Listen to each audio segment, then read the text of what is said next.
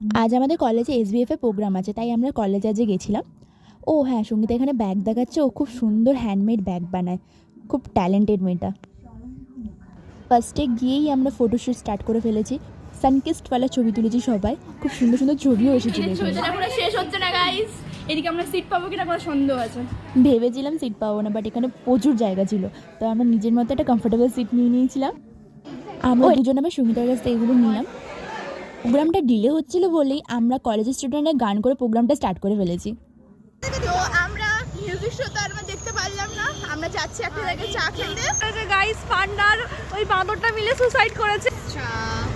এই যে আমরা নিজেদের মতো এনজয় করছি এখন, কারণ কলেজে কিছুই হয়নি। কোনো মিউজিক শো আসতে 1.5 ঘন্টার মতো টাইম লাগতো, সো আমরা ওয়েট করিনি, এমনি ঠান্ডা পড়ে গেছে। তা আমরা পুকুর পাড়ে ঘুরতে এসেছি, গান শুনতে শুনতে ভিউ দেখবো।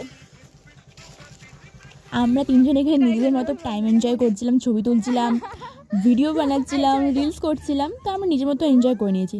But the fun fact is that প্রোগ্রামটা এত ডিলে হচ্ছিলো বলে ক্যান্সেল করে দিয়েছে, বাট আমরা এনজয় করেছি নিজের মতো। তো আজকের ব্লগটা এইটুকুই। ভালো লাগলে লাইক, কমেন্ট অ্যান্ড সাবস্ক্রাইব করতে ভুলো না। দেখা হচ্ছে পরের ব্লগে। Thank you.